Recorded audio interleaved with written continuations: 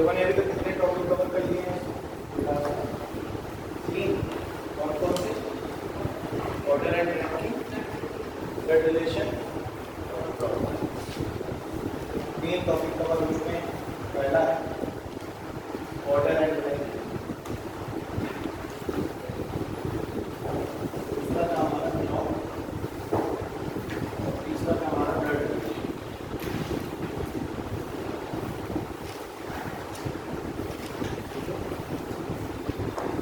तो चौथी क्लास जो है आज हम इनको उसमें हम लोग डिस्कस करेंगे। रीजनिंग का ही एक टॉपिक है जिसका नाम है टाइल्स, ठीक है, यानी कि पासा। तो हेडिंग डाल दीजिए सभी लोग, टाइल्स, टाइल्स यानी कि पासा, ठीक है ना। अब देखो टाइल्स यानी कि पासे की जब बात होती है तो सबसे पहले हमें ये देखना है कि जो टाइल्स है वो किस तरीके से दिखता है ना। इसके जैसे देखिएगा, एक क्यूब के जैसे दिखेगा, यानी एक घन के जैसे दिखेगा, ठीक है ना। तो सबसे पहले हम लोग कुछ बेसिक जानकारी ले लेते हैं टाइल्स के बारे में। तो बेसिक इंफॉर्मेशन है जो टाइल्स की, वो क्या है? बेसिक इंफॉर्मेशन ऑफ टाइल्स, पहला कि टाइल्स जो दिखता है वो किसी तरीके से दिखता है, लुक्स लाइक अ क्यूब, क्लियर है। तो अगर हम देखें तो जो उसका आकार है या जो उसकी आकृति है वो क्यूब के आकार की मिलेगी हमें। तो ये हमने क्यूब बना दिया।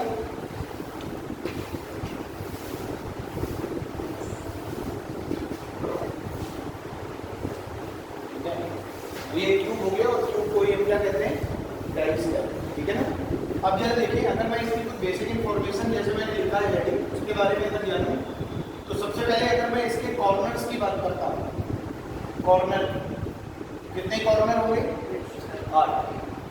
देखें, एक ए, ये दूसरा बी, तीसरा सी, चौथा डी, पांचवा ई, छठवां एफ, सातवां जी और 8वां एच।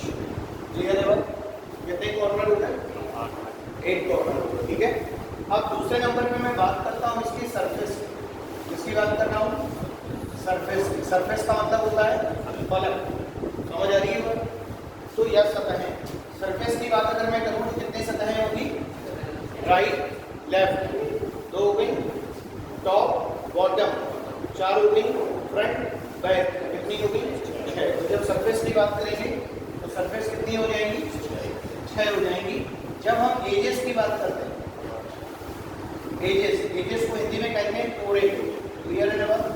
एजेस की बात करेंगे तो एजेस कितनी हो जाएंगी? 12। कितनी एजेस हो जाएंगी? 12 एजेस हो जाएंगी, यानी 12 किनारे हो जाएंगे। काउंटिंग कैसे करी जाती है? 1 2 3 4, 4 सरफेस ऊपर, 1 2 3 4, 4 सरफेस नीचे, 8 हो गई।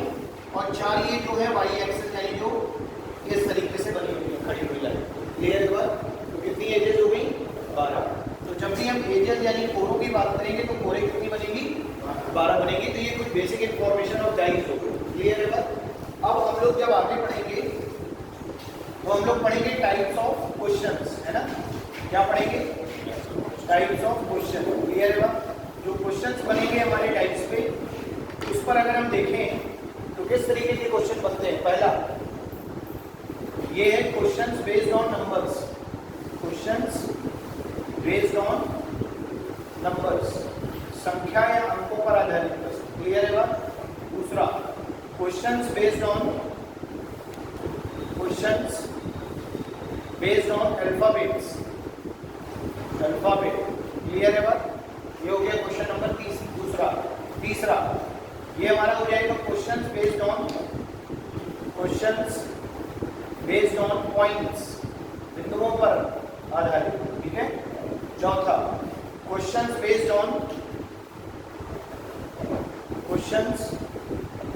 बेस्ड ऑन कलर, है ना, रंग के आधार पर। तो कितने तरीके के क्वेश्चन बनते हैं? 4 तरीके के क्वेश्चन बनते हैं। पहला क्वेश्चंस बेस्ड ऑन नंबर्स, दूसरा क्वेश्चंस बेस्ड ऑन अल्फाबेट, तीसरा क्वेश्चंस बेस्ड ऑन पॉइंट और चौथा questions based on colour, clear है। तो ये हमारे 4 प्रकार के क्वेश्चन, ठीक, लीजिएगा। हाँ, एक और 5वां क्वेश्चंस बेस्ड ऑन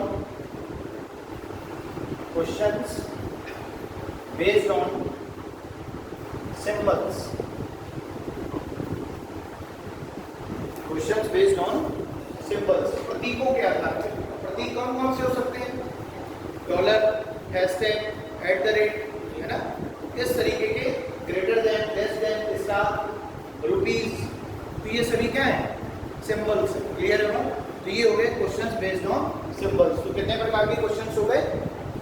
5 प्रकार के क्वेश्चन हो गए। बोलो, बात समझ आ रही है? अच्छा, अब अगर हम ये हमने पढ़ लिया टाइप्स ऑफ क्वेश्चंस, ठीक है। अब हम पढ़ेंगे टाइप्स ऑफ डाइज। क्या पढ़ेंगे? टाइप्स ऑफ डाइज, है ना। तो ये टाइप्स ऑफ डाइज क्या है भाई? टाइप्स ऑफ डाइज, देखो भाई, टाइप्स ऑफ डाइज का मतलब है कि डाइज कितने प्रकार की होती है। तो जब भी हम डाइज की बात करते हैं तो डाइज मुख्यतः कितने प्रकार की होती हैं? मेनली 2 टाइप्स की डाइज होती है। पहला जिसे हम बोलते हैं नॉर्मल डाइज, और दूसरा जिसे हम बोलते हैं standardize. Standardize, clear है बात?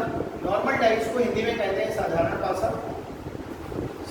पासा, और स्टैंडर्ड डाइज को हिंदी में बोलते हैं मानक पासा। बोलो, क्लियर है बात? तो 2 तरीके की डाइज हो गई, एक हमारी हो गई नॉर्मल डाइज और दूसरा हमारी हो गई स्टैंडर्ड डाइज, यानी कि साधारण पासा और मानक पासा। अब अगर मैं सबसे पहले यहाँ पर नॉर्मल डाइज को थोड़ा सा समझने का प्रयास करूँ, तो नॉर्मल डाइज कौन सी डाइज होती है वो जरा समझो। देखो भाई, सबसे पहले अगर मैं डाइज के बारे में बात करता हूँ तो डाइज है क्या, या डाइज किस तरीके का दिखता है, या डाइज को देखने में किस प्रकार से हमें मदद मिलती है, उसको हम ऐसे समझ सकते हैं कि किसी भी डाइज की एक सतह के विपरीत एक दूसरी सतह होती है, और बाकी की सतहें उसकी क्या होती है? नेबर क्या होती है? सरफेस होती है, यानी कि उसकी पड़ोसी सतह है। सीधी सी बात है, अगर एक टॉप है तो उसके जस्ट अपोजिट नीचे वाला क्या होगा? बॉटम होगा। और टॉप और बॉटम के अलावा जितनी भी सरफेस हैं वो उन सभी की क्या होंगी? नेबर सरफेस होगी, यानी कि पड़ोसी सतहें होंगी। क्लियर है बात? ये हमारा पॉइंट नंबर 1 है क्या, कि किसी भी डाइज की एक सतह के विपरीत एक सतह हो सकती है और बाकी सतह उसकी क्या होंगी? पड़ोसी सतह होंगी। पॉइंट नंबर 2 जानने वाला ये है कि एट अ टाइम मैं किसी भी डाइज की मैक्सिमम टू मैक्सिमम 3 सरफेस को एक साथ देख सकता हूँ। क्या कर सकता हूँ? 3 सरफेस को एक बार में देखा जा सकता है। जैसे मान लो आपने लूडो फेंका, तो आपने ऊपर वाला अंक देख लिया, सामने वाला अंक देख लिया और एक साइड वाला अंक देख लिया। तो एट अ टाइम, यानी कि एक समय में आप क्या कर सकते हैं? किसी डाइज की मैक्सिमम 3 सरफेस से ज्यादा नहीं देख सकते, यानी मैक्सिमम 3 सरफेस आप देख सकते हैं। समझ आ रही है? तीसरा नंबर जो पॉइंट है, पहला क्या? विपरीत एक, बाकी सभी नेबर सरफेस। दूसरा कि एट अ टाइम हम केवल 3 सरफेस देख सकते हैं।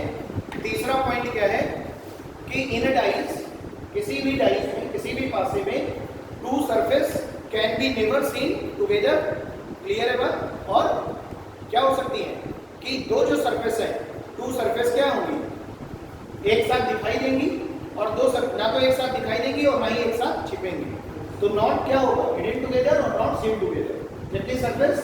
2 सरफेस। तो हम कह सकते हैं कि किसी भी डाइज में 2 surface never be seen together and never be hidden together, यानी कि कभी भी 2 सतहें ना तो एक साथ दिखाई देंगी।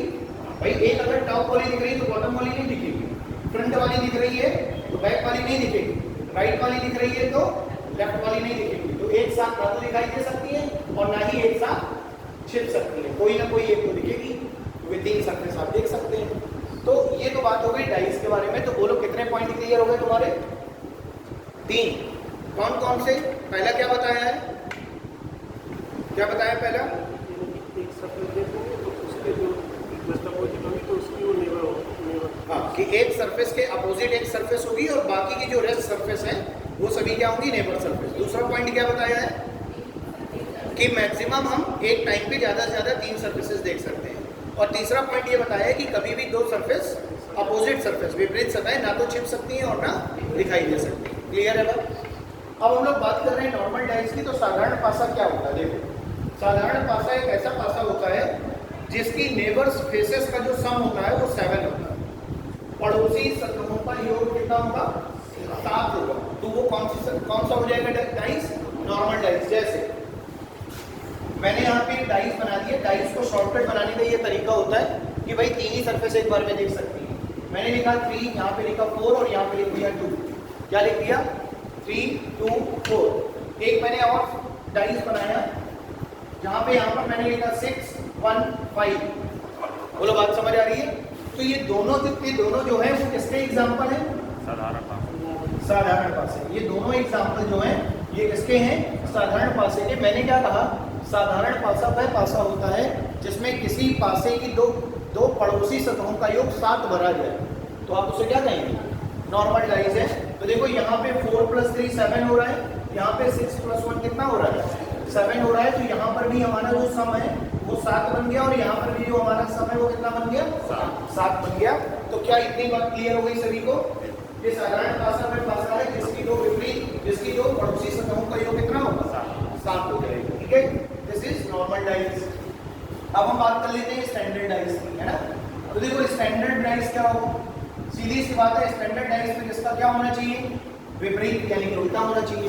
तो स्टैंडर्ड डाइस वो डाइस होता है, मानक पासा वह पासा होता है जिसकी पड़ोसी दो सतहों का योग 7 ना हो करके विपरीत सतहों का योग क्या होना चाहिए? 7। पड़ोसी सतहों का योग 7 नहीं होगा, लेकिन विपरीत सतहों का योग क्या? 7 होगा। तो यहाँ पर हम कहेंगे कि यहाँ पर जो अपोजिट सरफेस है, जो क्या है? अपोजिट सरफेस, इनका जो सम ऑफ डिजिट्स है, सम ऑफ डिजिट्स अंकों का योग, सम ऑफ डिजिट्स जो है वो कितना होना चाहिए? 7। लेकिन कभी भी जो नेबर है, जो नेबर सरफेस है, इनका सम जो है, सम ऑफ डिजिट्स, ये क्या नहीं होना चाहिए? 7 नहीं होना चाहिए। बोलो बात समझ आ रही है कि नहीं? तो क्या ये दोनों बातें क्लियर हो गई? अब जरा देखो, अगर मैं इसको एग्जांपल के माध्यम से समझता हूँ, तो मैंने ये डाइस बनाया, यहाँ लिखा मैंने 2, यहाँ लिखा 4 और यहाँ लिखा मैंने मान लेते हैं 6। कितना लिख दिया? 2 4 और 6। क्या किसी दो पड़ोसी सतहों का योग 7 आ रहा है? नहीं। 6 2 8 4 2 6 6 4 नहीं आ रहा। तो इसका मतलब ये क्या है? स्टैंडर्ड डाइस, मानक पासा। तो अपोजिट कैसे पता चलेगा? आपको पता है कि ये टॉप है, टॉप में 2 लिखा है, तो अपोजिट 100% 5 होगा, क्योंकि सम 7 होना चाहिए। तो 2 के विपरीत 5, 5 के विपरीत 2। अब देखो 6 के विपरीत 1 और 1 के विपरीत 6, 4 के विपरीत 3 और 3 के विपरीत 4। तो ये हमारा कौन सा डाइस हो गया? Standard dice. बोलो क्लियर है बात की नहीं? समझ आ रही है? ठीक, अपने हिसाब से नोट कर लीजिए, जब आप चलिए बताया गया है ना। तो ये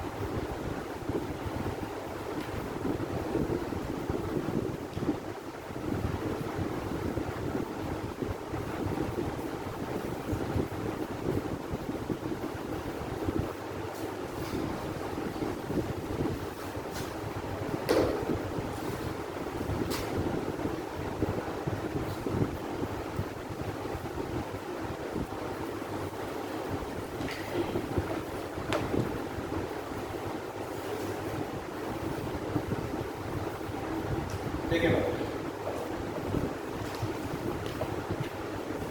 एक पासा है, उस पासे की 3 स्थितियां दी गई। किसी एक पासे को उछाला गया, उसकी 3 स्थितियां दी गई। पहली स्थिति क्या है? जिसमें आपको 1 2 3 दिख रहा है। दूसरी स्थिति क्या है? 1 4 2 दिख रहा है। तीसरी स्थिति क्या है?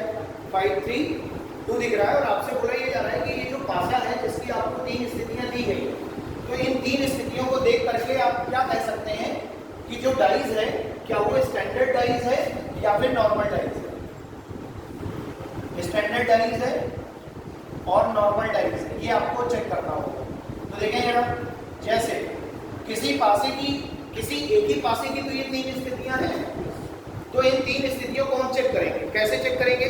मुझे पता है कि यहाँ पे लिखा है 1 2 3, तो क्या किसी पड़ोसी सतहों का योग 7 हो रहा है? नहीं। 3 2 5, 3 1 4, 2 1 3 नहीं हो रहा। तो जब सम 7 नहीं हो रहा तो अभी ये नॉर्मल डाइज नहीं कह सकते।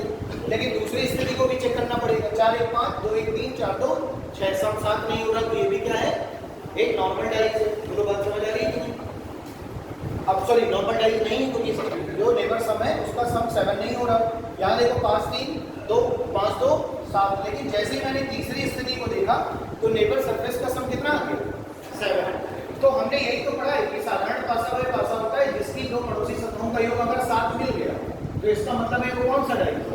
नॉर्मल। जो पासा फेंका गया है या जो पासा उछाला गया है उसकी इन तीनों स्थितियों में से तीसरी स्थिति ये कह रही है कि ये पासा कौन सा पासा है? नॉर्मल डाइज है। तो आंसर क्या हो जाएगा कि ये कौन सी डाइज हो जाएगी? Normalize. बोलो बात समझ आ रही है? तो हम चेक इसी प्रकार से करेंगे नॉर्मल डाइज को और स्टैंडर्ड डाइज को। बोलो क्लियर है बात की नहीं? ठीक। इतनी बातें अगर समझ में आ गई हैं तो आप सबसे पहले आप एक हेडिंग लगाएंगे और लिखेंगे रूल नंबर 1। रूल नंबर 1, इसमें आप हेडिंग डालेंगे निकटतम का नियम। निकटतम का नियम। निकटतम का नियम। क्लियर है बात? हेडिंग डाल दीजिए और लिखिए निकटतम के नियम में लिखिए यदि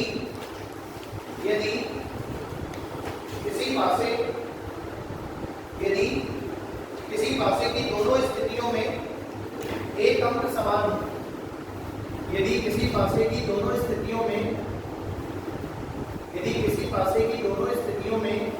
एक अंक समान हो, ठीक, यदि किसी पासे की दोनों स्थितियों में एक अंक समान हो तथा प्रश्न में समान अंक के विपरीत अंक पूछा जाए तथा समान अंक के विपरीत अंक पूछा जाए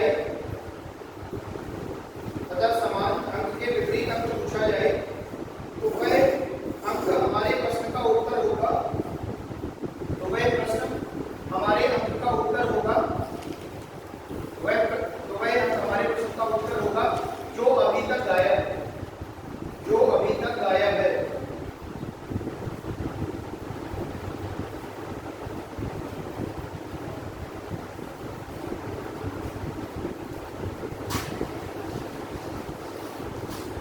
देखें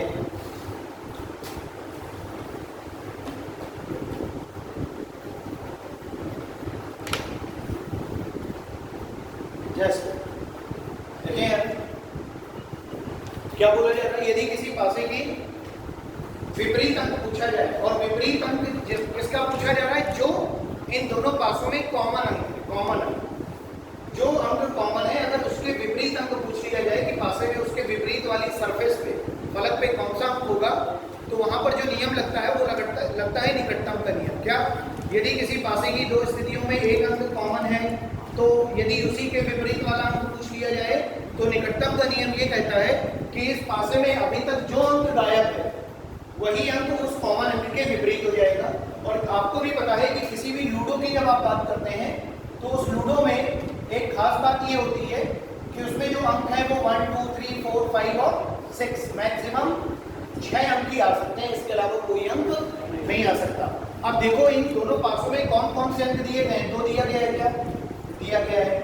1 दिया गया है, क्या दिया गया है? 3 दिया गया है, 4 दिया गया है, 6 दिया गया है, कौन सा नहीं दिया गया? 5। तो जो अंक गायब है वही क्या हो जाएगा? विपरीत। और पूछा किसके लिए? कॉमन अंक के। तो इनमें से जो कॉमन अंक है वो कौन सा है? 4। कॉमन अंक कौन सा है? 4। तो आप कह देंगे सर 4 के विपरीत 5 होगा और 5 के विपरीत 4। बोलो बात समझ आ रही है? ये कौन सा नियम है? निकटतम। निकटतम का नियम ये कहता है कि यदि किसी पासे की दो स्थितियों में एक अंक कॉमन है और उसी कॉमन अंक के विपरीत वाला अंक पूछ लिया जाए तो दोनों पासों में अभी तक जो भी अंक कॉमन है वो उस कॉमन अंक के विपरीत वाली फलक पर हो। बोलो बात समझ आ रही है? अब 2 के अपोजिट 5 को या 5 के अपोजिट 2 को आपको बराबर है, तो वही चीज यहाँ पर है। 4 के विपरीत 5 और 5 के विपरीत 4। बोलो क्लियर है बात? चलिए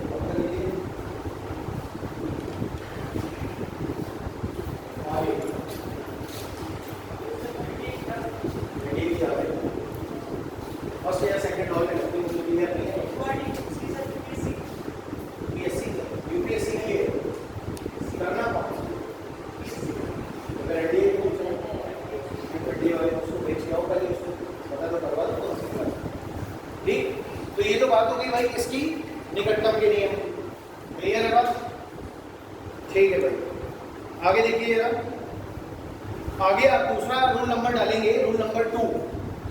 रूल नंबर 2 में क्या है वो देखो जरा। रूल नंबर 2 है उभयनिष्ठ का नियम, उभयनिष्ठ का नियम, उभयनिष्ठ का नियम, ठीक है। रूल नंबर 2 डालिए, उभयनिष्ठ का नियम लिखिए। उभयनिष्ठ के नियम में देखिए, यदि किन्हीं दो पासों में, किन्हीं दो पासे कहे या किसी पासे की दो स्थितियां कहे, बात वही है, चाहे दो स्थिति हो और चाहे क्या हो, दो पासे। तो वैसे यहाँ पर अभी दो पासे वर्ड का यूज हो। देखिए, यदि किन्हीं दो पासे में, यदि किन्हीं दो पासों में दो अंक समान है, यदि किन्हीं दो पासों में, यदि किन्हीं दो पासों में दो अंक समान है, तो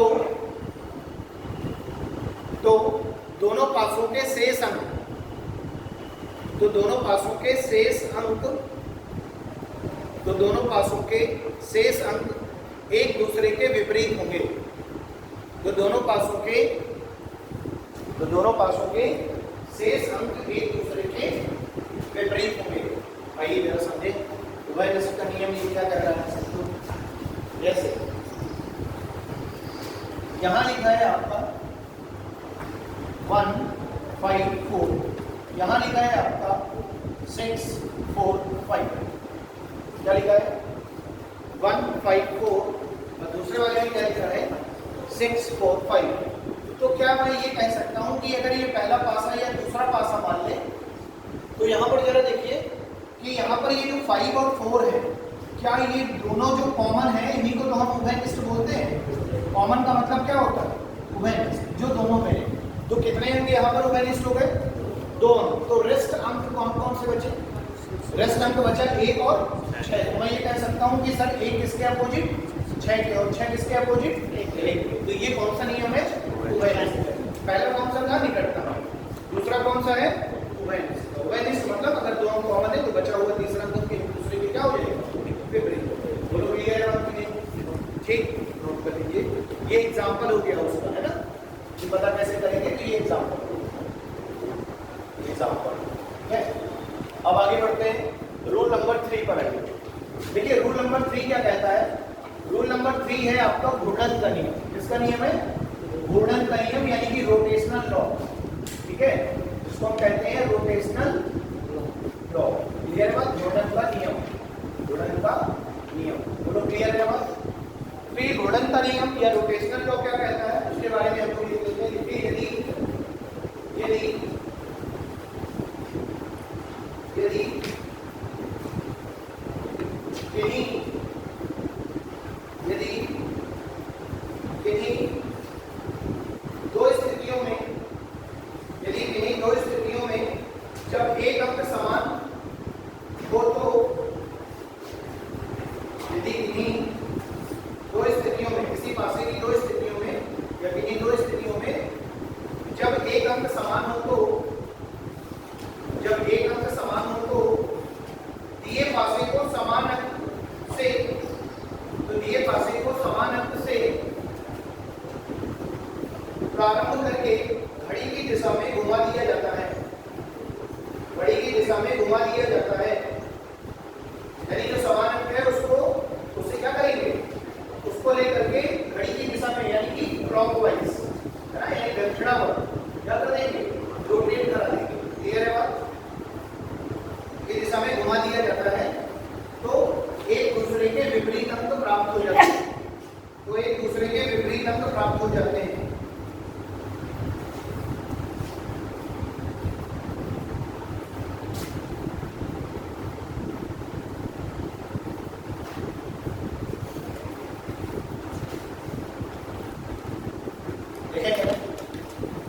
पहला और दूसरा, देखिए क्या बोला जा रहा है, बोला ये जा रहा है कि घूर्णन का नियम जो है, यानी रोटेशनल लॉ हमारा ये बताता है कि यदि किन्हीं दो पासे की या किसी एक पासे की दो स्थितियां दी जाए, कोई दो पासे दिए जाए या किसी एक पासे की दो स्थितियां दी जाए, और बोला ये जा रहा है कि बताइए कौन किसके विपरीत हो जाएगा, है ना। तो ऐसे केस में हम क्या करते हैं, हमने अभी अभी पढ़ा है कि घूर्णन का नियम ये कहता है, रोटेशनल लॉ, कि किसी भी पासे उसको लेते हुए उस पूरे डाइस को क्लॉकवाइज घुमा दिया जाए। समझ आ रही है बात? तो जैसे यहाँ पर आप देखेंगे तो क्या कॉमन नजर आ रहा है? 3। यहाँ पर भी देखो 3 है तो कॉमन हो गया। अब 3 से आपको डाइस को कैसे घुमाना है? क्लॉकवाइज। तो क्लॉकवाइज तो भाई ऐसे ही घूमेगी डाइस घड़ी की दिशा में, वैसे ही 3 को भी ऐसे घुमा देंगे। तो इसे हम लिखेंगे 3 1 4। पहले 3 मिला, फिर 1 मिला, फिर 4 मिला। वैसे यहाँ पर क्या मिलेगा देखो 3 5 2। तो इसका मतलब क्या हुआ? रोटेशनल लॉ ये कहता है कि जैसे ही क्लॉकवाइज घुमाएंगे तो एक दूसरे के अब जो अपोजिट अंक है, अपोजिट डिजिट है, वो मिल जाएंगे। तो जैसे 2 के अपोजिट क्या हुआ? 4। 4 के अपोजिट क्या हुआ? 2। क्लियर है बात? 1 के अपोजिट क्या हुआ? 5। और 5 के अपोजिट क्या हुआ? 1। अब यहाँ क्या बचा? 3। तो क्या ये बताओ कि कोई भी अंक खुद अपने आप का अपोजिट हो सकता है क्या? क्या 3 3 के अपोजिट हो सकता है? नहीं हो सकता। तो अब ये बताओ डाइस में कौन सा अंक बच रहा है? 6 बच रहा है। तो इसका मतलब है 1 जा नहीं सकता, 4 जा नहीं सकता, 5 जा नहीं सकता, 2 जा नहीं सकता, तो बचा 6। तो 6 किसके अपोजिट हो जाएगा? 3 के। तो 3 के अपोजिट 6 और 6 के अपोजिट 3। बोलो बात समझ आ रही है? ये हमारा है रूल नंबर 3, यानी कि रोटेशनल लॉ रोडन का नियम। बोलो बात समझ आ रही है? नहीं आ रही? ठीक।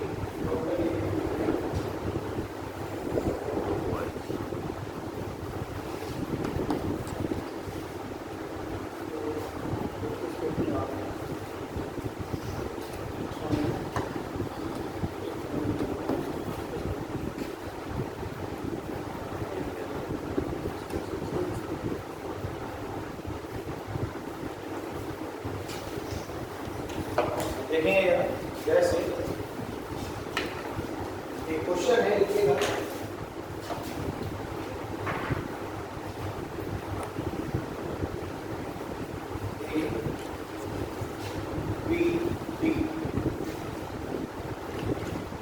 दूसरे में है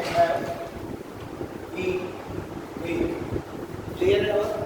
अब आपसे पूछा ये जा रहा है कि आपको ये बताना है कि ए के अपोजिट क्या होगा? ए के opposite find opposite of A. Find opposite of A. A के विपरीत क्या होगा? देखो अभी अभी मैंने बताया कि किसी भी पासे की अगर 2 स्थितियां हैं तो दोनों में अगर एक अंक कॉमन है तो गुणन का नियम लगाएंगे। तो एक अंक कौन सा कॉमन है? ए। तो ए से आप क्लॉकवाइज घुमा दो। तो ये लिखेंगे ए डी बी, और यहां से अगर घुमाएंगे तो क्या लिखेंगे? ए ई एफ। बोलो क्लियर है बात? तो भैया बी के अपोजिट एफ है और डी के अपोजिट ई है। तो ई के अपोजिट डी है और एफ के अपोजिट बी है। अब क्या बचा? ए। तो अब ए के अपोजिट क्या जाएगा? सी जाएगा। बोलो बात समझ आ रही कि नहीं? तो जो बचा वो अपोजिट हो जाएगा। ठीक, क्लियर हो रही है बात? नोट कर लीजिए।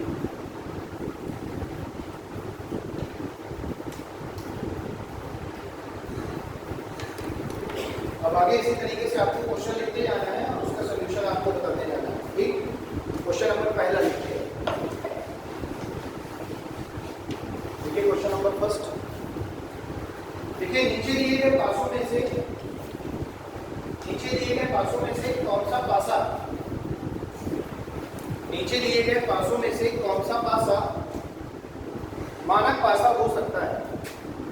नीचे दिए गए पासों में से कौन सा पासा मानक पासा हो सकता है?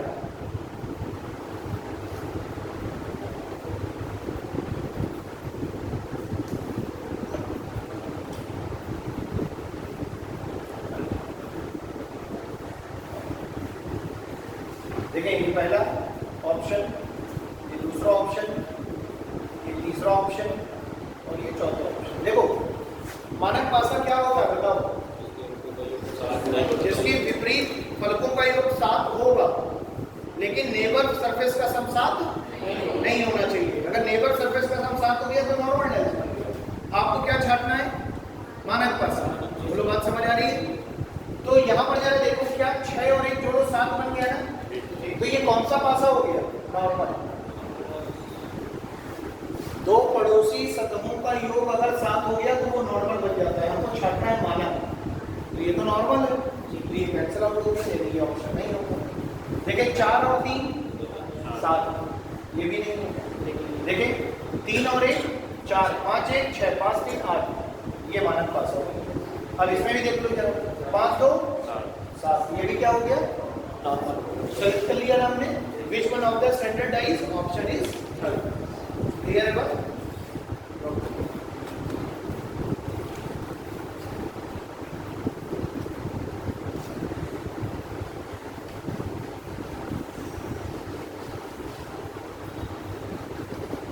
आगे देखिए, बना लो पहले, बना लो।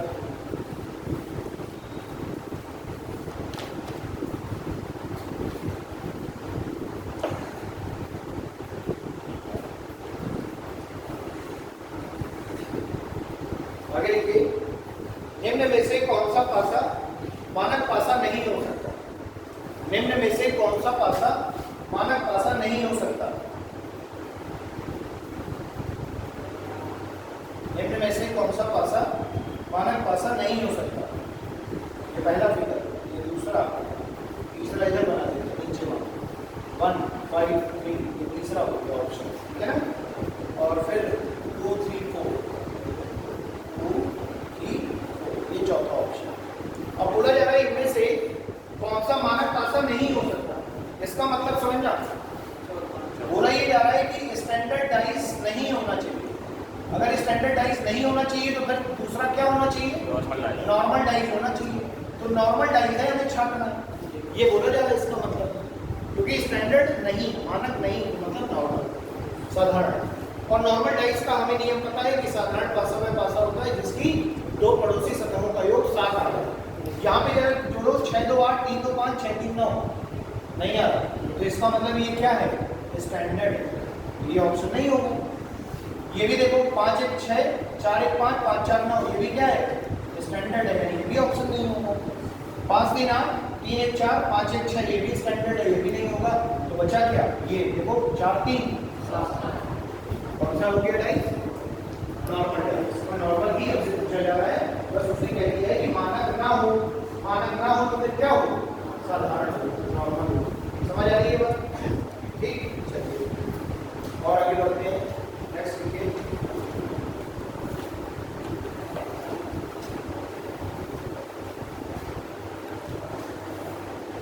देखिए एक घन की जिसके फलकों पर 1 से 6 बिंदु डाले गए हैं, एक घन की जिसके फलकों पर 1 से 6 बिंदु डाले गए हैं, जिसके फलकों पर 1 से 6 बिंदु डाले गए हैं, नीचे दी गई दो अलग अलग अवस्थाओं का अध्ययन कीजिए। नीचे दी गई दो अलग अलग अवस्थाओं का अध्ययन कीजिए और ज्ञात कीजिए कि बिंदु 4 वाली सतह के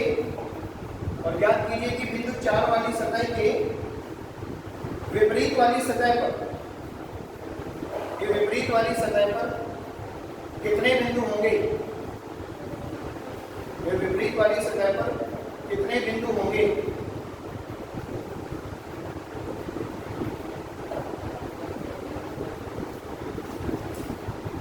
ठीक है ना?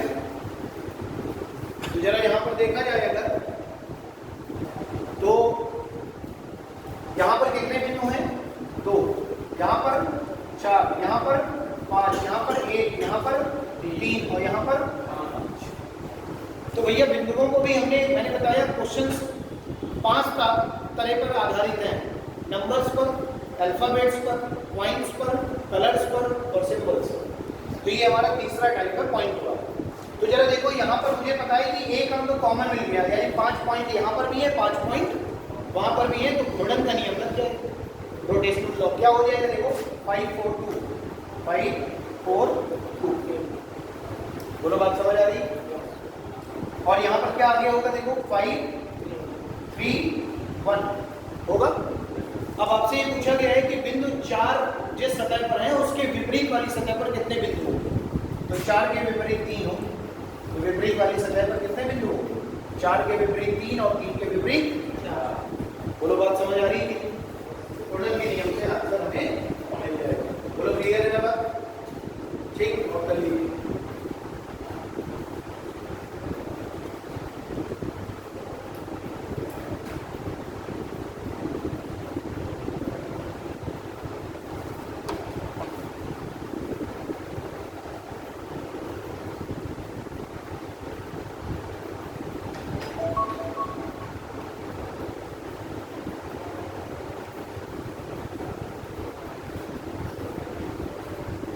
आगे देखिए, नीचे एक पासे की दो स्थितियां दी गई हैं।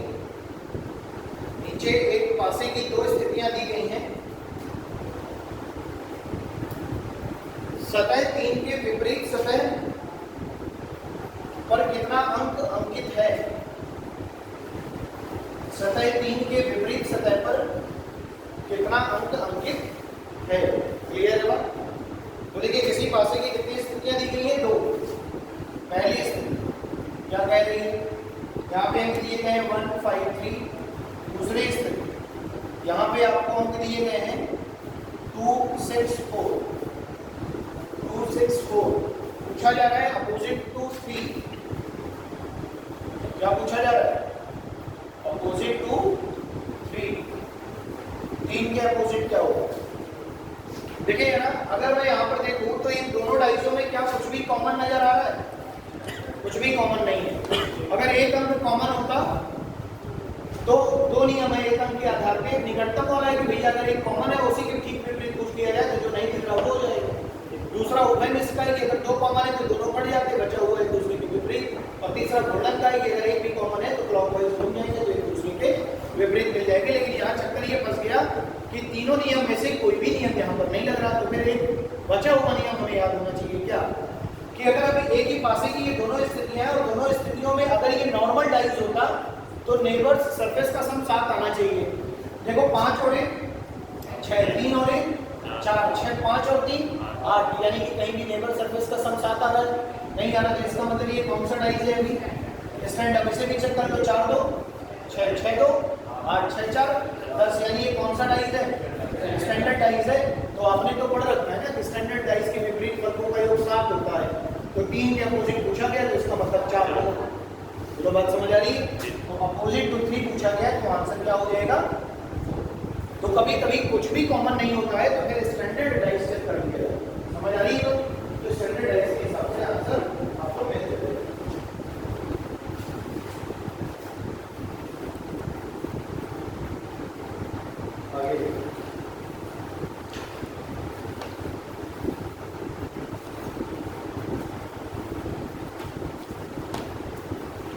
आगे देखिए, नीचे एक पासे की दो स्थितियां दी गई हैं। नीचे एक पासे की दो स्थितियां दी गई हैं। नीचे एक पासे की दो स्थितियां दी गई हैं। अंक 5 के विपरीत कौन सा अंक होगा? अंक 5 के विपरीत कौन सा अंक होगा? स्थितियां बनाने का 1, 5, 2। दूसरी स्थिति बना 3, 6, 4। ऑप्शन पहला 3, option number B 4, option number C 6, option number D 7। देखिए, बोला जा रहा है अंक 5 के विपरीत कौन सा अंक होगा? अंक 5 के विपरीत है ना, अपोजिट टू 5 पूछा गया है। अच्छा एक बात बताओ, क्या तुम्हें इस दोनों डाइजों में दोनों अवस्थाओं में आपको कुछ कॉमन नजर आ रहा है क्या? नहीं। तो पहली चीज तो ये कंफर्म हो गया कि ये कौन सा नहीं है? कॉमन वाला किसी नहीं है। ठीक। दूसरी एक चीज और देखेंगे, अगर ये कॉमन नहीं है तो क्या स्टैंडर्ड डाइज है? अगर स्टैंडर्ड होगा तो 5 के अपोजिट तो आ जाएगा। लेकिन मैंने यहाँ पर देखा कि 5, 2, 7 नॉर्मल फंस गया, 4, 3, 7 नॉर्मल फंस गया। तो अपोजिट वाले की भी कहानी खत्म। इसका मतलब क्या हुआ कि ना तो कॉमन है भैया और ना ही ये स्टैंडर्ड डाइज है। तो अगर स्टैंडर्ड डाइज में नहीं है तो अपोजिट सरफेस का सम 7 वाला कॉन्सेप्ट भी खत्म हो गया। लेकिन पूछा आपसे ये जा रहा है कि 5 के विपरीत क्या होगा? तो इस केस में क्या होता है कि अगर 5 के विपरीत पूछा जा रहा है तो 5 कौन सी स्थिति में है?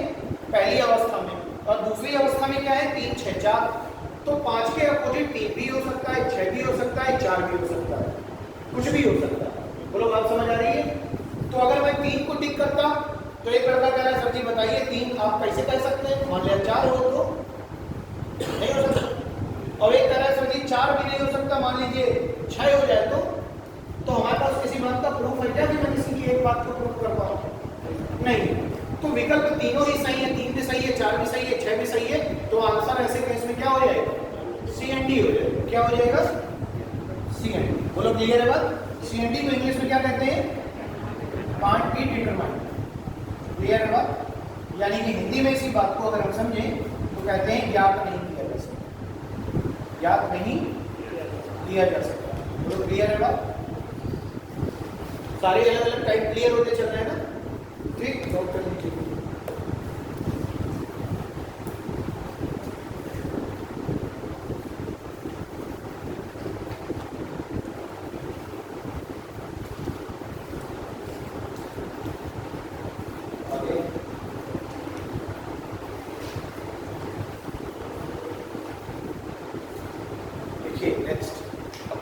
देखिए एक पासे की 6 सतहों पर, एक पासे की 6 सतहों पर 1 से लेकर 6 तक, 1 से लेकर 6 अंक तक अंकित है, 1 से लेकर के 6 अंक तक अंकित है। ठीक है? सतह 4 के विपरीत कौन सी सतह होगी? सतह 4 के विपरीत कौन सी सतह होगी? सतह 4 के विपरीत कौन सी सतह होगी? ठीक, देखिए पहला 3 to 4, 3 to 4 ये पहला। दूसरा यहाँ पे दिया है 5 1 6। अब आपसे पूछा जा रहा है अपोजिट टू 4 बताना है। ऑप्शन कैसे दिए गए हैं? तो ऑप्शन दिए गए हैं आपके 1 3 2, ऑप्शन नंबर बी में है 1 3 5, ऑप्शन नंबर सी में है 1 5 6, ऑप्शन नंबर डी में है 5 6 2। ठीक है? अब देखेंगे जरा, अपोजिट 4 के पूछा जा रहा है, क्या इन दोनों में कुछ कॉमन है? नहीं है, कॉमन नहीं है। अब देखो ये चेक करो स्टैंडर्ड वाला केस, 4 3 7, बोलो क्या हो गया? ये नॉर्मल। 6 और 1 7 क्या हो गया? नॉर्मल। एक पहले वाला केस फंस गया। तो पूछा जा रहा है 4 के विपरीत बताओ। तो देखो 4 के विपरीत क्या क्या हो सकता है? देखो 4 के विपरीत 2 और 3 कभी नहीं हो सकते। 2 और 3 4 के विपरीत कभी नहीं हो सकते। क्यों? क्योंकि 2 और 3 क्या है? नेबर सरफेस में अंकित अंक है। किसके? 4 के। 4 की पड़ोसी सतहों पर 2 और 3 अंकित है। तो जो व्यक्ति मेरा पड़ोसी है वो व्यक्ति मेरा अपोजिट नहीं हो सकता कभी। बोलो बात समझ आ रही है? यानी मेरे विपरीत नहीं जाएगा। तो अगर इसके विपरीत 2 और 3 नहीं जाएंगे तो जिन भी ऑप्शन में 2 और 3 दिख रहा है वो काटते चले जाओ। देखो यहाँ 2 दिख रहा है, 3 भी दिख रहा है, कट गया। यहाँ 3 दिख रहा है, कट गया। यहाँ देखो 2 दिख गया, कट गया। यानी कि ये बचा जिसमें ना तो 2 दिख रहा है ना 3 दिख रहा है। तो इसके अपोजिट क्या जा सकते हैं? 1 5 6। लेकिन अगर प्रश्न में एक ऑप्शन और बढ़ा दिया जाए, अगर अकॉर्डिंग टू बैंक एग्जाम की अगर हम बात करें तो बैंक के एग्जाम के पॉइंट ऑफ व्यू से अगर हम देखें तो 5 ऑप्शन आते हैं। एक क्वेश्चन पे 5 ऑप्शन आते हैं बैंक के। तो इसमें एक आंसर और दिया गया है नीचे, सी एंड डी। अब क्या आंसर होना चाहिए? सी एंड डी तो तभी देंगे जब 1 3 5 वाला ऑप्शन, सॉरी 1 5 6 वाला ऑप्शन ना हो। मुझे ये तो पता है कि 4 के विपरीत या तो 1 होगा या 5 या 6, इसके अलावा कोई दुनिया में अंक नहीं पैदा हुआ जो इसके विपरीत चला जाए।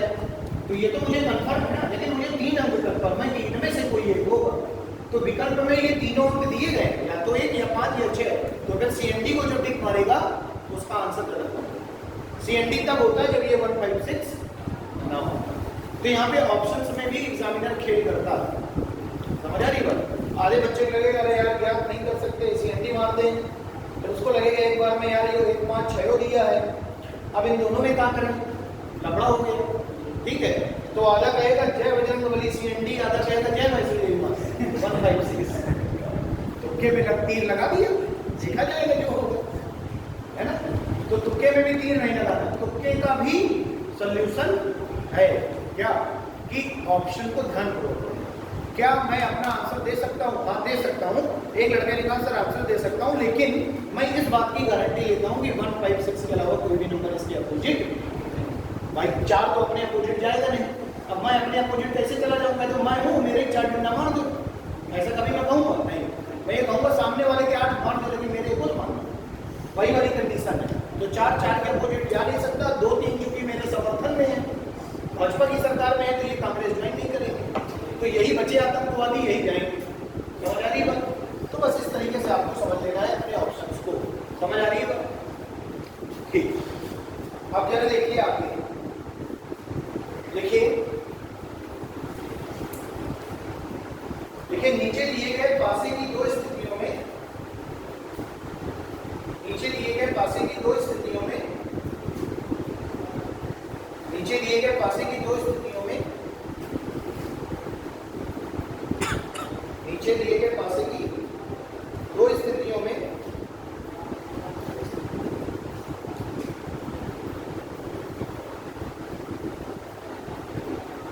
नीचे दिए गए पासे की 2 स्थितियों में बताइए बताइए बताइए ए के विपरीत, बताइए ए के विपरीत क्या होगा, बताइए ए के विपरीत क्या होगा। ठीक है ना बात? देखिए 2 स्थितियों की बात करी जा रही है भैया। पहली स्थिति देखो पास A C D B E F, 2 स्थितियों को किसके अपोजिट पूछा गया है? एक पे। अब देखो फिर पंगा आ गया नया है। आधा बच्चा कहेगा सर ए के अपोजिट, अब कोई कॉमन तो है नहीं, आधा बच्चा कहेगा सर जी ए के अपोजिट बी ई एफ में से कोई एक जा सकता है। तो अगर ऑप्शन में बी ई एफ है तो उसको टिक करके निकल जाएंगे, ऑप्शन में अगर बी अलग है, ई अलग है, एफ अलग है, नीचे सी एन डी है तो सी एन डी को टिक करके चले जाएंगे। और अगर ऑप्शन में B E F, A E F, D E F और सी ई एफ है और last option C N D का भी है, तो आंसर कौन सा टिक करके चले जाएंगे? तो भी आधा बच्चा यही कहेगा कि सर जी अगर बी ई एफ वाला ऑप्शन है तो वो सही हो जाएगा, तो सी एन डी इसके सही नहीं होगा। वही तो तीनों चीजें बताई।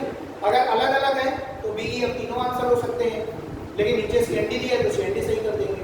लेकिन अगर इसके विपरीत वाली चीजें दी गई है, सी एन डी भी दिया गया है, तो फिर विपरीत वाली चीजों पर ज्यादा फोकस करके उसको टिक करेंगे। अब ये भी बताया है, ये वाला केस है ना।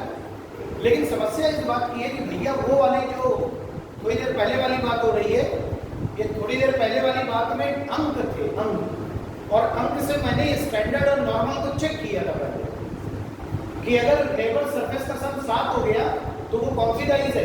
नॉर्मल। तो मैंने चेक किया था कि सर ये दोनों नॉर्मल डाइस थे, और नॉर्मल डाइस के केस में ऐसा हुआ था कि 2 के विपरीत 1 5 6 चले गए थे। लेकिन सर यहाँ अल्फाबेट है और अल्फाबेट में मैं कैसे पता करूंगा कि सम 7 है कि नहीं? बोलो। तो जब भी ऐसा आ जाए क्या कि जब दोनों डाइस, जब किसी डाइस की दोनों स्थितियों में या दोनों अवस्थाओं में अल्फाबेट्स दिए हों और कोई भी अल्फाबेट कॉमन ना हो, ना तो एक कॉमन ना 2 कॉमन, तो ना गुणन का नियम लगेगा, ना उभयनिष्ठ का नियम लगेगा, ना निकटतम का नियम लगेगा, तो फिर भैया सिर्फ एक तरीका है, क्या? जो सरफेस जहां पर है वही सरफेस उसके अपोजिट हो जाएगा, यानी ए के अपोजिट बी हो जाएगा, सी के अपोजिट ई हो जाएगा और डी के अपोजिट एफ हो जाएगा। बोलो बात समझ आ रही है? तो ऊपर वाले के अपोजिट ऊपर वाला, लेफ्ट वाले के अपोजिट लेफ्ट वाला और फ्रंट वाले के अपोजिट फ्रंट। समझ आ रही है? अब ये चलने के ऊपर है। कोई कह रहा है सर जी मैं पहले ए डी सी लिखी हूँ, वहां मन में हाँ ए सी डी लिखी, तब समस्या फंस गई। अगर किसी ने ए डी सी लिख दिया और यहाँ से लिखे पी एफ तो उल्टा हो गया मामला। तो जैसे घूमेंगे एक ही तरह घूमेंगे, अलग अलग नहीं। जैसे घूमे तो ए डी सी घूमे, तो ऐसे लिख लो यहाँ ए डी सी। अब फिर घूमोगे तो जैसे ऊपर वाले से घूमना चालू किया वैसे यहाँ से भी ऊपर वाले से ही घूमेंगे, तो क्या मिलेगा? B F E. समझ आ रही बात? घूमने का भी यहाँ पे रोल है, नहीं तो किसी का जोड़ा किसी के साथ सेट हो जाएगा, थोड़ा गड़बड़ नहीं होना चाहिए। दोनों बात समझ आ रही है? क्योंकि हमारा क्या हो जाएगा? आंसर बी के अपोजिट क्या होगा? बी। दोनों बात समझ आ रही है? नहीं आ रही? बताओ। आज के बाद तुम्हारा डाइस में कोई भी किसी भी प्रकार का डाउट नहीं बच सकता, क्योंकि देखो है क्या, मेरे पढ़ाने का तरीका इतना ज्यादा सिंपल है कि अगर तुम केवल अपने दिमाग के केवल ढक्कन खोले हो, कान भले ही न खोले हो, कान भले तुम्हारे बंद हो, लेकिन अगर तुम बोर्ड भी देख रहे हो तो तुम्हें सब समझ में आएगा। ये गारंटी है। समझ आ रही ना बात? अगर आप ध्यानपूर्वक पढ़ेंगे तो आपको सब समझ में आएगा, तो ध्यान नहीं हो तो बात हो गई हमारी किसकी, डाइस की, हर वो प्रकार की जो पेपर में पूछे गए, ठीक है ना। अब जरा देखिए आगे और बढ़ते हैं। देखिए नेक्स्ट देखिए, नीचे एक ही पासा के 4 प्रारूपों को दर्शाया गया है। नीचे एक ही पासे के 4 प्रारूपों को दर्शाया गया है। पासे के पीला रंग वाले फलक के विपरीत, पासे के पीला रंग वाली फलक के विपरीत, पासे के पीला रंग वाली फलक के विपरीत फलक पर कौन सा रंग होगा?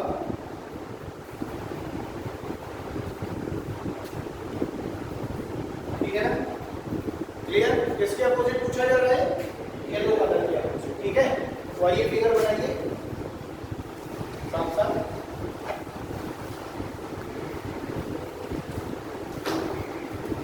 पहला है पीला, नारंगी, नीला, पीला, नारंगी और नीला, पहला। दूसरा देखिए, दूसरे में नारंगी, बैंगनी, नारंगी,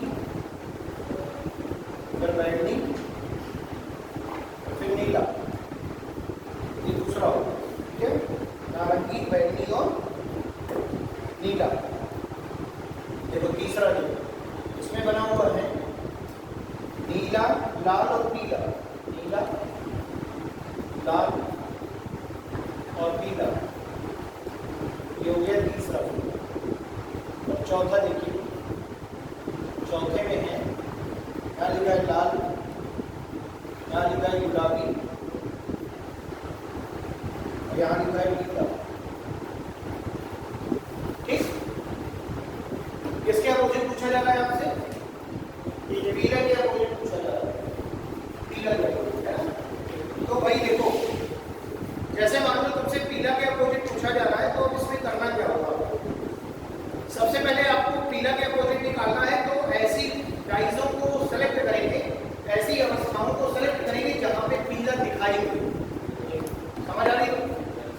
तो क्या इसमें पीला है? इसमें पीला है? इसमें पीला है? इसमें पीला है? समझ आ रही है? तो अब आगे वाला मुद्दा ये है कि 4 स्थितियां दी गई हैं, तो 4 स्थितियों में से हमें क्या करना है? अपने नियमों को लगाना है। पहला नियम निकटतम का, दूसरा नियम उभयनिष्ठ का, तीसरा नियम वर्णन का। तो सबसे अच्छी प्राथमिकता किसको दी जा सकती है? उभयनिष्ठ। 2 अंक कॉमन है, काट दो, तीसरा अपने आप विपरीत हो गया। तो किसी पासे की ये 4 स्थितियां है ना, तो 4 स्थितियों में मैंने 2 स्थितियों को देखा जिसमें 2 कॉमन मिल जाए तो मेरी कहानी बन जाए।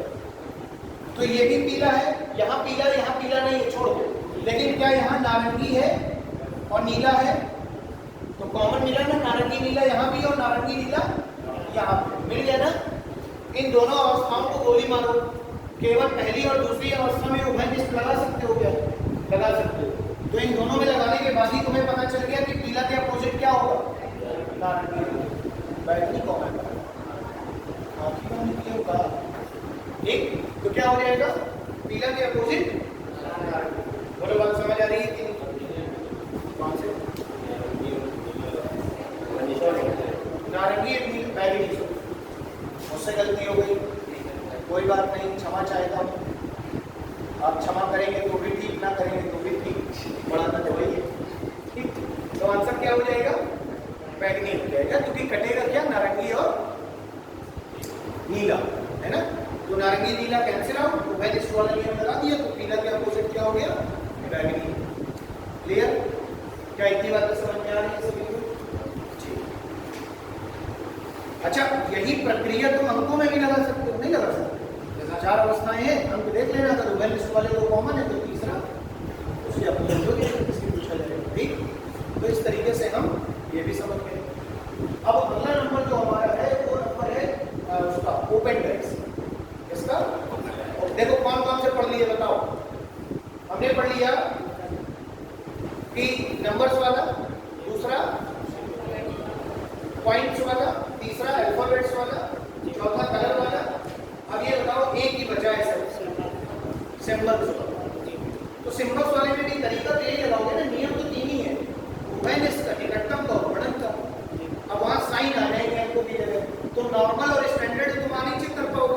केवल 3 नियमों को याद रखना है, इन्हीं नियमों में से जो फिट हो जाए वो सेट कर देना, क्योंकि वहाँ स्टैंडर्ड और नॉर्मल का कोई केस नहीं बनता, वो केवल डिजिट्स वाले में बनता है।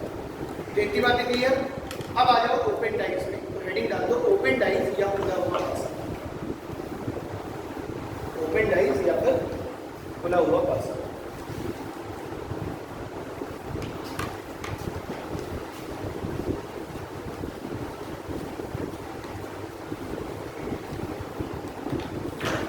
देखिए ओपन डाइज की बात कर रहे हैं।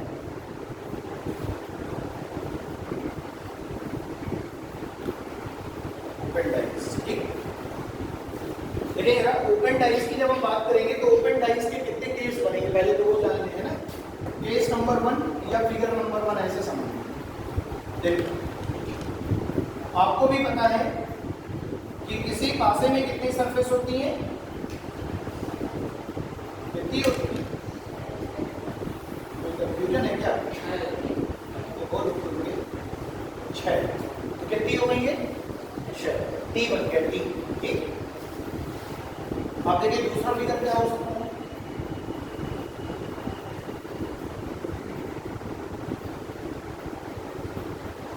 दूसरा फिगर 1 2 3 और ये 4, 1 2 3 4 5 6, कितनी हो गई? 6। क्लियर है बात? इसी तरीके से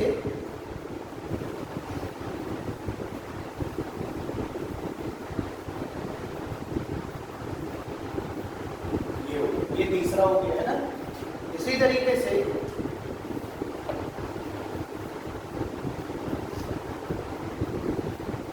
ये चौथा हो गया और एक आखिरी।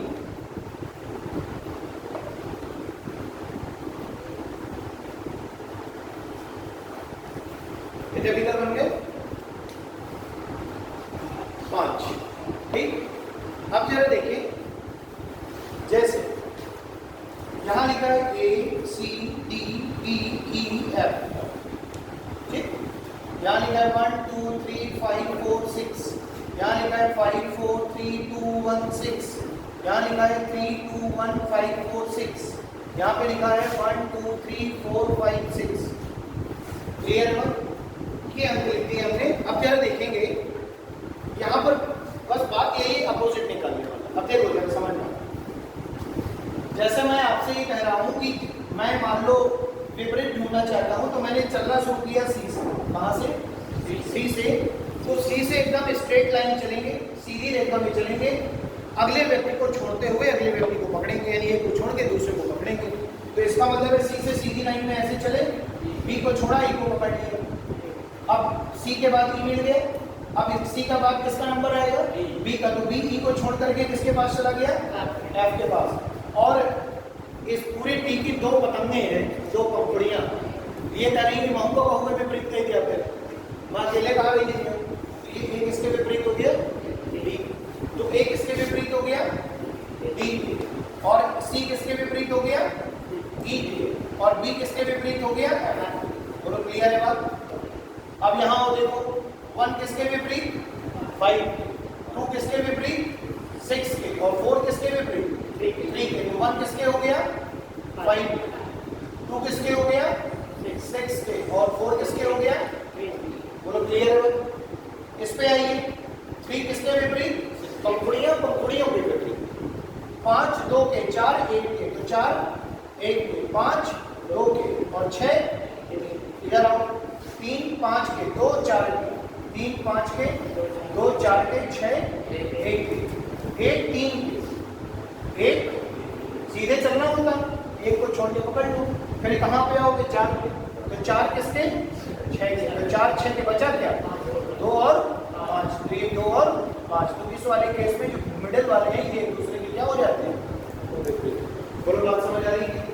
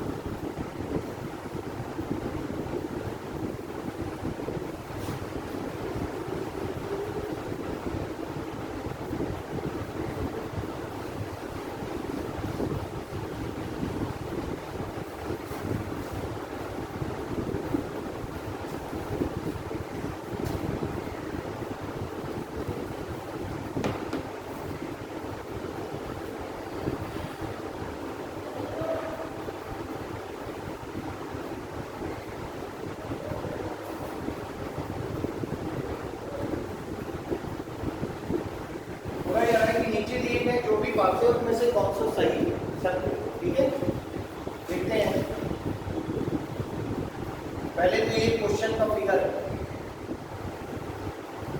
ठीक।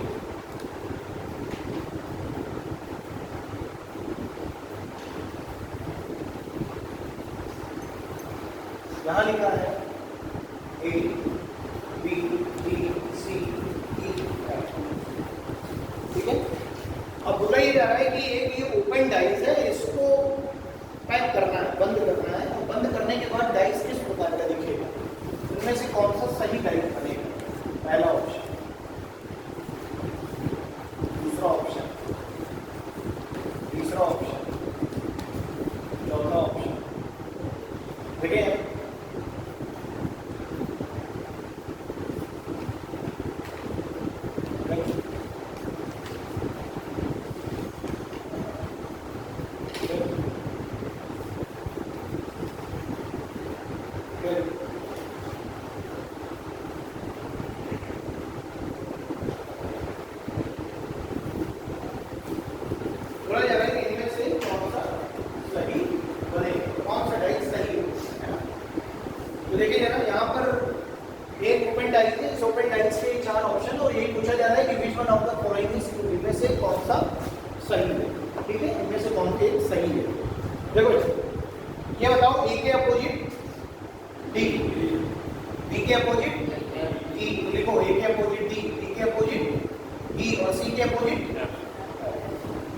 ये बताओ ए के अपोजिट क्या होगा, डी।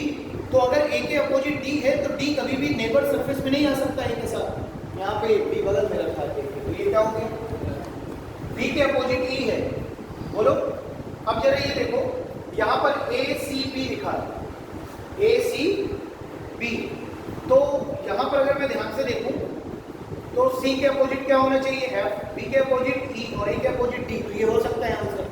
ये क्या हो सकता है, ये हो सकता है ना आंसर। आगे आइए, D B C, D B C, देखो डी के अपोजिट क्या होगा, ए, बी के अपोजिट क्या होगा, ई, और सी के अपोजिट क्या होगा, एफ, तो ये भी हो सकता है कि नहीं हो सकता। आगे जरा देखिए, ए बी एफ, ये भी हो सकता है, क्योंकि ए के अपोजिट डी है, बी के अपोजिट ई और सी के अपोजिट एफ है, एफ के अपोजिट सी है। तो कितने सही हो गए, 3 सही हो गए, ठीक है। तो कहने का मतलब ये है, तो यहाँ पे बोल दीजिए कि which one of the following is false, कौन सा गलत। गड़बड़ हो गया ना फिगर बनाते समय, ज्यादा एक ही सही होना चाहिए लेकिन 3 सही, कोई दिक्कत नहीं है। हमने ट्रू को किसमें चेंज कर दिया, फॉल्स में, कि इनमें से कौन सा पासा सही रूप से नहीं बनाया जा सकता। तो क्या ये बनाया जा सकता, नहीं बनाया जा सकता, क्योंकि ए के बगल में कभी भी डी नहीं आएगा, ए के अपोजिट डी होना चाहिए। समझ आ रही है। तो इसका मतलब है कि आंसर हमारा क्या हो जाएगा, फिर ए वाला आंसर हो जाएगा, क्योंकि ये समीकरण क्या हो जाएंगे, रॉन्ग हो जाएंगे, क्योंकि ये तो बन रहे हैं। पूछा जा रहा है कौन सा नहीं बनेगा, कौन सा नहीं बनेगा, ए ऑप्शन। बोलो बात समझ आ रही है। तो ये बात हो गई हमारी मूवमेंट डाइस, ठीक है।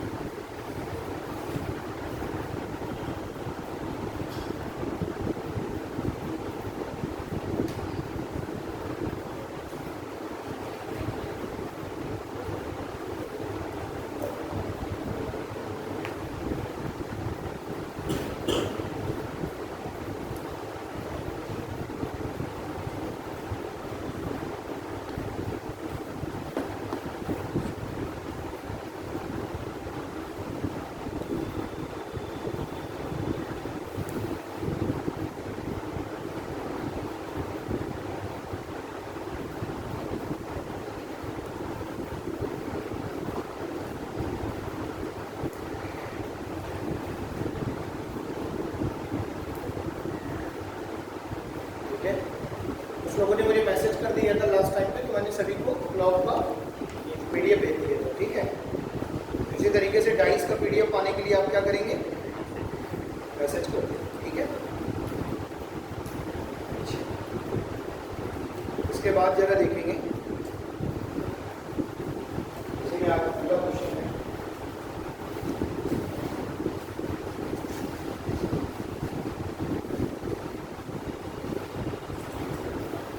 एक और आता है इसमें क्वेश्चन जिसे कहते हैं question based on cutting. Cutting का मतलब ये है कि हर फलक में कुछ अलग अलग आकृतियां बनी होती हैं, उन्हें जोड़ने के बाद बताना होगा किस प्रकार का पासा नजर आएगा। तो इसमें भी हम देख लेते हैं एक बार, देखना है जैसे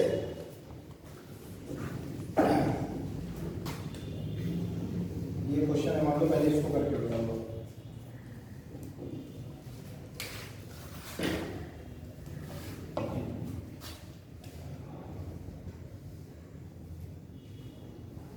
यहाँ बना हुआ है आपका प्लस, ये पूरा ब्लैक ऐसे है पेंटेड, ठीक है, ब्लैक पेंटेड बना लीजिएगा अपने हिसाब से। अब यहाँ पर एक इक्वल है, यहाँ पर देखो क्या है ये सभी एक तरीके से अगर मैं बात करूँ तो बाकी सिंबल्स हैं और एक सरफेस पेंटेड है, ठीक है। और यहाँ पर ये क्या है इनटू, और यहाँ पर है आपका पॉइंट ब्लैक डॉट, ठीक। ये आपका डाइज है। पूछा ये जा रहा है कि इनमें से कौन सा पासा ही बनाया जा सकता है। तो पहली स्थिति ये पासे की जो यहाँ बना दे रहा हूँ,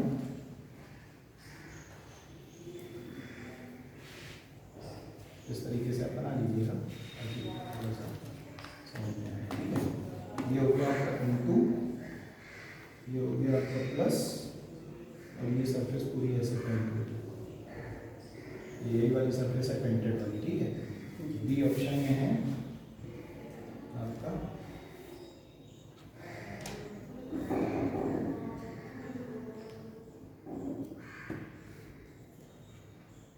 ठीक, इसमें बी वाले में है इक्वल, ये ऐसे ही आपकी खाली है और यहाँ पर ये पेंटेड है, ठीक है। बी हो गया। सी ऑप्शन में है यहाँ पर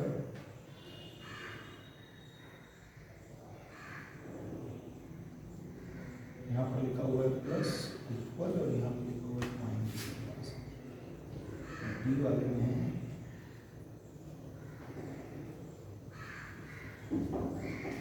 इसके लिए बना हुआ है, ये पेंटेड है, और यहाँ बना हुआ है, ठीक। बोला जा रहा है कि इनमें से कौन सा सही है, इनमें से कौन सा प्राइस बना है। तो देखें यार, आप ये कह सकते हैं कि प्लस और इक्वल एक दूसरे के क्या होंगे, अपोजिट। और ये पेंटेड वाला और ये जो रेक्टेंगुलर शेप है, ये रेक्टेंगुलर शेप, ये भी एक दूसरे के क्या होगा, अपोजिट। तो देखो यहाँ पे पेंटेड और रेक्टेंगुलर जस्ट अगल बगल रखे हैं, तो ये तो अपोजिट है, तो अगल बगल आ नहीं सकते, तो ये कैंसिल आउट हो जाएगा। प्लस और इक्वल भी कभी अगल बगल नहीं आ सकते, तो प्लस और इक्वल क्या है, इसमें अगल बगल आ रहे हैं, तो ये भी क्या हो गया, रॉन्ग हो गया। अब देखो जरा यहाँ पे डॉटेड और ये इनटू, ये एक दूसरे के क्या है, अपोजिट। क्लियर है बात, डॉटेड और इनटू एक दूसरे के अपोजिट है। तो मुझे ये ध्यान देना है कि मैंने बताया है आपको कि कभी भी दो surface never be seen together और नेवर बी हिडन टुगेदर, ना तो एक साथ छिप सकती है ना एक साथ दिख सकती है। तो भैया एक दिखनी चाहिए, तो इनमें से मुझे एक दिख गया इनटू, प्लस और इक्वल में मुझे एक दिख गया प्लस, और इस वाले में मुझे एक दिख गया ये वाला। तो इसका मतलब कौन सा फिगर बनेगा, ए ऑप्शन। क्योंकि बी इसलिए नहीं बनेगा क्योंकि कोई सरफेस ऐसी नहीं है कि जिसमें ना तो कोई सिंबल हो और ना ही वो पेंटेड हो, ठीक है। तो ये जो ब्लैंक वाली सरफेस है, ये तो ऑलरेडी सीधे सी बात है, तो मेरा फिगर ही नहीं मैच कर रहा है, तो ये तो ऐसे ही क्या हो गया, रॉन्ग हो गया। तो कौन सा आंसर सही हो जाएगा, पहला आंसर सही है। बोलो बात समझ आ रही कि नहीं है, ठीक है।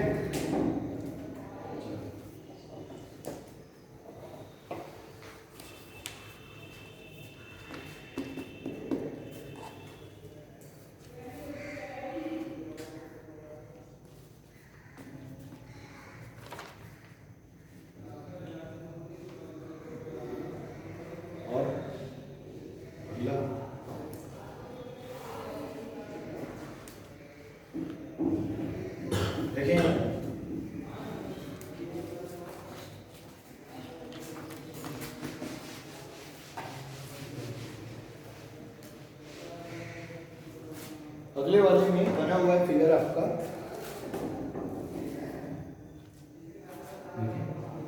इस तरीके से।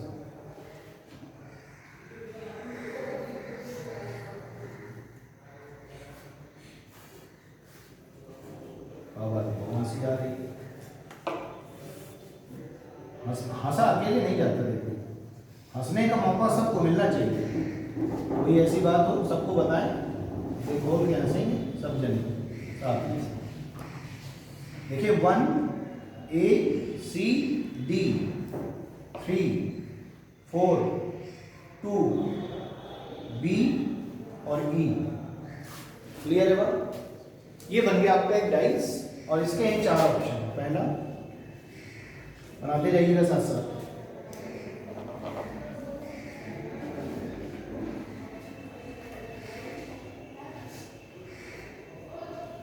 यहाँ पे लिखा है B, यहाँ लिखा है E, यहाँ पे लिखा है 1 4 2 3, पहला ऑप्शन। दूसरा ऑप्शन है मान जाओ ना मानोगे, देखिए अगले में बना हुआ है आपका D E और यहाँ पे बना हुआ है आपका 3 2 4 1, ठीक है ना। C ऑप्शन में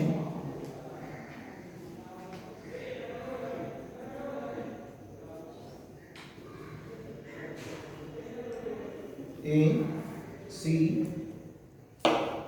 यहाँ पे 1 4 3 2, C ऑप्शन है, ठीक है। और एक लास्ट है आपका D ऑप्शन।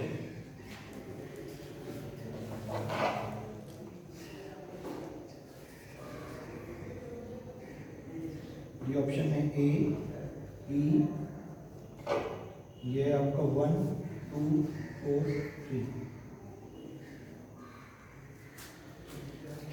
ठीक।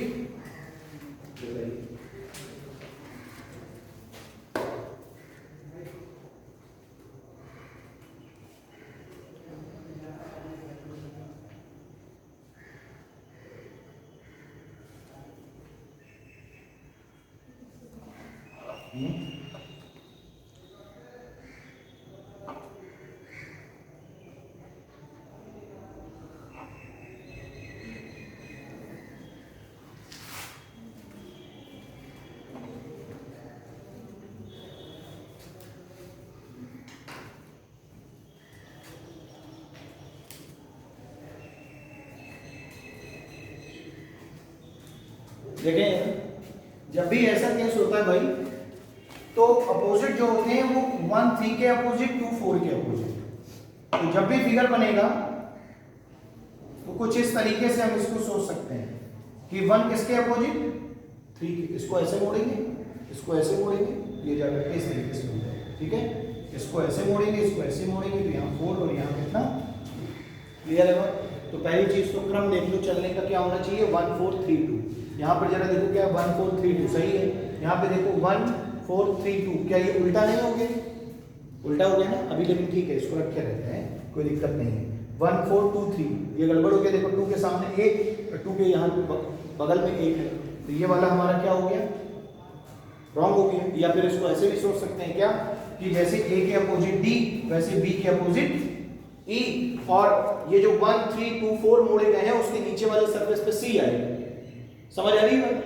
नहीं आ रही भाई? इसको मोड़ा, इसको मोड़ा, इसको मोड़ा और इसको मोड़ा, ट्रायंगल्स को, 4 ट्रायंगल्स को, ऊपर एक स्क्वायर बना जिसमें इस तरीके से अंक आए, और ये अंक कहाँ आए, टॉप वाली सरफेस पे। तो बॉटम वाली सरफेस पे क्या बचा था, C, तो ये बॉटम वाली सरफेस पे होगा।